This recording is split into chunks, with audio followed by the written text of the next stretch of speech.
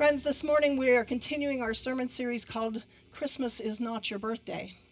It is based upon the book by the same title written by Reverend Michael Slaughter, a retired United Methodist pastor from Ohio. In this series, we have looked at the different ways in which Christmas has been hijacked by commercialism. And we've looked at the ways that we as believers in Christ can take it back. Last week, we looked at Jesus' scandalous love for us. And today, we are contemplating Jesus' wish list for Christmas. I'm sure that many of you have written Christmas wish lists in your lifetimes, maybe even this year. And you've shared those wish lists with others. But what would Jesus put on his wish list for his birthday?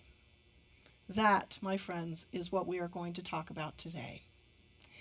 If you've missed any of the sermons in this series and you would like to catch up on them, you can always check them out from our website. Just go to our YouTube channel from our website. Or you can also check them out from our Facebook page. We always record the sermon during the 11 o'clock praise service on Facebook Live. And you can also check it out there as well. So this morning I am reading from the Gospel of Matthew, chapter 25, starting with verse 31. And I believe this is a parable that is familiar to many of you. Now when the human one comes in his majesty, and all his angels are with him, he will sit on his majestic throne. All the nations will be gathered in front of him. He will separate them from each other, just as a shepherd separates the sheep from the goats. He will put the sheep on his right side, and the goats he will put on his left. Then the king will say to those on his right, "Come, you will receive good things from my Father. Inherit the kingdom that was prepared for you before the world began. I was hungry, and you gave me food to eat. I was thirsty, and you gave me a drink. I was a stranger, and you welcomed me. I was naked, and you gave me clothes to wear. I was sick, and you took care of me. I was in prison, and you visited me." Then those who are righteous will reply to him, "Lord, when did we see you hungry and feed you, or thirsty and give you a drink? When did we see you as a stranger and welcome you, or naked and give you clothes to wear? When did we see you sick or in prison and visit you?" Then the king will reply to them, "I assure you that when you have done it for one of the least of these brothers and sisters of mine, you have done it for me." Then he will say to those on his left, "Get away from me, you who will receive terrible things. Go into the unending fire that has been prepared for the devil and his angels. I was hungry, and you didn't give me food to eat. I was thirsty, and you didn't give me anything to drink. I was a stranger, and you didn't welcome me. I was naked, and you didn't give me clothes to wear. I was sick and in prison, and you didn't visit me." Then they will reply, "Lord, when did we see you hungry or thirsty or a stranger or naked or sick or in prison and didn't do anything to help you?" Then he will answer, "I assure you that when you haven't done it for one of the least of these, you haven't done it for me." And they will go away into eternal punishment, but the righteous ones will go into eternal life. May God add wisdom to the reading, hearing, and understanding of these words. I've always thought that the goats got a bad rap from that. Goats are cute. I remember as a child that I couldn't wait for the Christmas wish book from Sears to arrive in the mail. Because when it did, it was a sure sign that Christmas was on its way. I remember spending hours flipping through the pages of that catalog and dog-earing the corners that had pictures of the toys that I wanted for Christmas. And when I was done, I was always very careful to place that catalog somewhere where my mom would be sure to see it. What I didn't know until I was much older was that by the time the wish book arrived in our mailbox, my Christmas presents had already been bought and paid for, and yes, even wrapped. You see, my mom was one of those early bird shoppers. You know, the kind we last-minute shoppers love to hate. So the hours I spent combing through that wish book were hours that could have been spent doing homework, or better yet, playing with my friends. But seeing those old wish books up on the screen brings back fond memories of Christmases gone by. I think we all like to daydream about what we might get for Christmas. We watch commercials on TV for beautiful diamond rings, or brand new cars, or awesome power tools that we've always dreamed of having. And we wonder, is this the year I just might get what I really want for Christmas? Those things that we've seen on TV? In fact, some of us even take our daydreaming about Christmas to a whole new level, making long, and I mean long, wish lists that include everything from the sublime to the ridiculous. But then we have to figure out how we're going to communicate those wish lists to our family and friends, right? As they prepare to hit the malls, or in this day and age, Amazon.com. I think someone ought to develop a Christmas gift registry, kind of like we do for weddings and baby showers, don't you think? Yeah. Oh, there is one. You can tell I have not checked that out, right? MyGift.com. There you go. Oh, I could have made a fortune with that. Yeah? My friends, let's face it, Christmas is all about making and fulfilling wishes. Whether those wishes are altruistic, like wishing for peace in our community or in the world, or if they're personal, like wishing for prosperity or individual fulfillment, or material, like wishing for that new electronic device you've always wanted.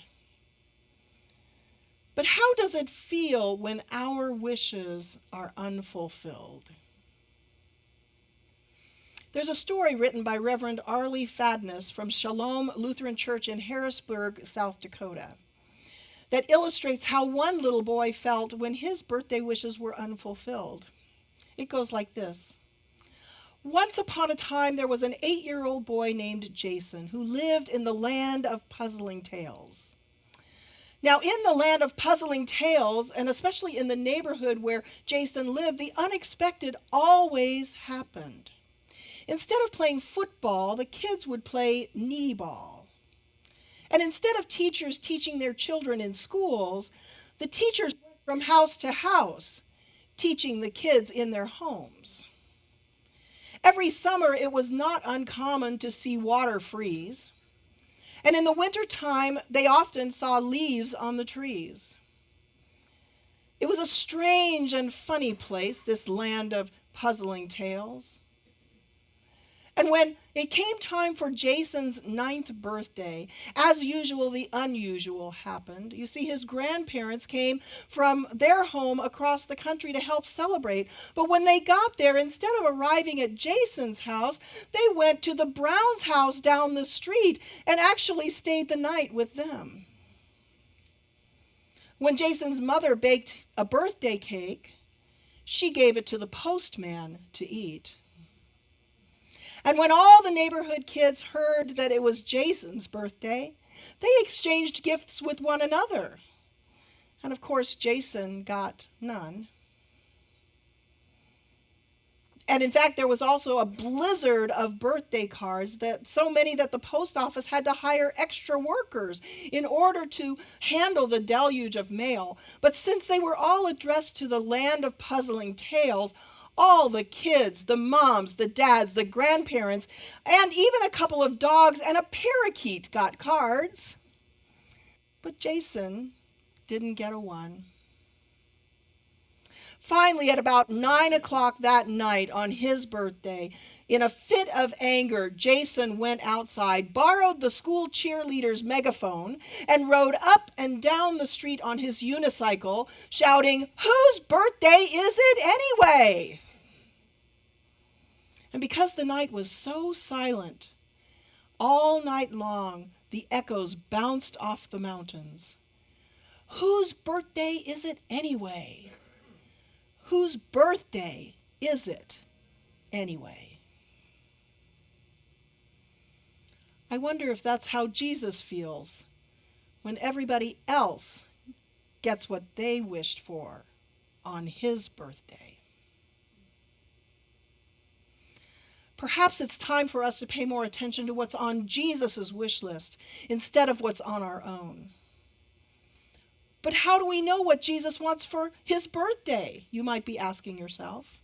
Well, actually, Jesus makes his wishes very clear. We find them in Matthew 25, the parable of the sheep and the goats.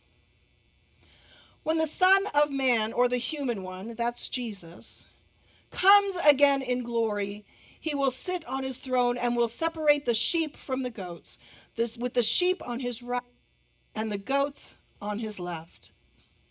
The sheep, Jesus says, will inherit the kingdom because they did what Jesus wanted them to do. They were the things that were on Jesus' wish list. They fed the hungry and they clothed the naked. And when they did, they fed and clothed Jesus. They visited the sick and those in prison. And when they did, they visited Jesus. They gave the thirsty something to drink and made strangers feel welcome. And when they did, Jesus said, they were caring about Jesus. What's more, the author of the epistle of 1 John, which was written to support the gospel message, echoed what Matthew wrote in his gospel. John wrote, if a person has material possessions and sees a brother or a sister in need, and that person doesn't care, how can the love of God remain in him? My friends, we cannot love by using words alone. Only through our actions can we truly show the love of Christ. And that, my friends, is what Jesus wants, what Jesus has put on his wish list. Loving and caring for those who, for whatever reason, can't take care of or stand up for themselves. Sounds pretty easy, right? And yet we come up with millions of reasons why we can't or won't do the things that are on Jesus' wish list. But Jesus, I can barely make ends meet as it is. How can you expect me to take care of those who are poor when I can barely take care of myself? But Jesus, the economy has been so bad, and my investments are just starting to come back. Surely you can't expect me to give when times are so tough. But Jesus, I'm on a fixed income. But Jesus, we are not a mega church. But if Reverend Michael Slaughter were here today, he would tell us that it is time for us to get rid of our big butts. He would. Jesus asks us to use what we have to care for the least and the lost without letting our big butts get in the way. It doesn't matter if what we have is big or small. Because when each of us gives even just a little, and we pool those resources as the body of Christ, God can accomplish so much through us. We saw that happen just a month or two ago, when we came together and raised over $11,000 in order to adopt a house at House of Refuge so that a family in need could live there with reduced rent and with many of their services paid for. We did that. My friends, throughout this series, we have talked about what it might look like if we took part of what we planned on spending on Christmas gifts this year and gave it away to help those who are in need. In the first sermon in this series, I shared how Reverend Michael Slaughter's church, Ginghamsburg United Methodist Church in Ohio, received their first miracle offering in 2004, which was used to benefit the people in Darfur, an impoverished region in the Sudan on the eastern side of the continent of Africa. From 1955 through 2005, Sudan was plagued by 2 civil wars, during which 2 million people died. And 4 million became homeless refugees living in squalor with little food and virtually no drinkable water. That year, the congregation at Ginghamsburg Church gave more than $317,000 to help the men, women, and children in Darfur. And since that first year, their annual Christmas miracle offerings and the Christmas miracle offerings given by many other churches have combined to raise millions of dollars, which has been used to help those living in poverty and dealing with tragedy in their lives. And don't get me wrong, raising money to help others is vitally important. It's an important thing for us to do, but it's not the only thing. So is giving away our time and our talent. In fact, I would argue that giving our time and our talent, that those things are even more valuable than our money, especially to those who, because of their circumstances, have been shunned by much of society. When you think about it, it's really easy for us to write a check or drop a $20 bill in the offering basket during worship. It's easy for us to open our wallets and give a few bucks to the homeless person who is begging on the street, and then walk away. But it's a lot harder for us, my friends, to give away our time and to give our talents away, to benefit those in need by listening to their stories, by sharing a song of hope, or helping them do something they cannot do for themselves. And most of all, by praying for and with them. And you know, based on my experience, that's what those people really want. They want to be noticed. They want us to get to know them, to hear their stories. They want us to help them, and they want us to say their names. Because when they hear their names, they feel less invisible. Listen once more to what Jesus said in Matthew 25. I was hungry and you fed me. I was thirsty and you gave me something to drink. I was naked and you gave me clothing. I was sick and you visited me. I was in prison and you spent time with me. In every instance, the response to each of the needs is to do something. Not to simply drop a buck in the cup and walk away. During my last year in seminary, a group of my fellow students and I decided to attend a David Crowder Band concert. The band was about to break up, and they were doing a nationwide concert, their farewell tour. And one of their concerts was in Denver, where I was going to school. One member of our cohort, Rick, wanted to go. But by the time he got around to trying to buy a ticket, the concert was already completely sold out. But that didn't stop him from trying.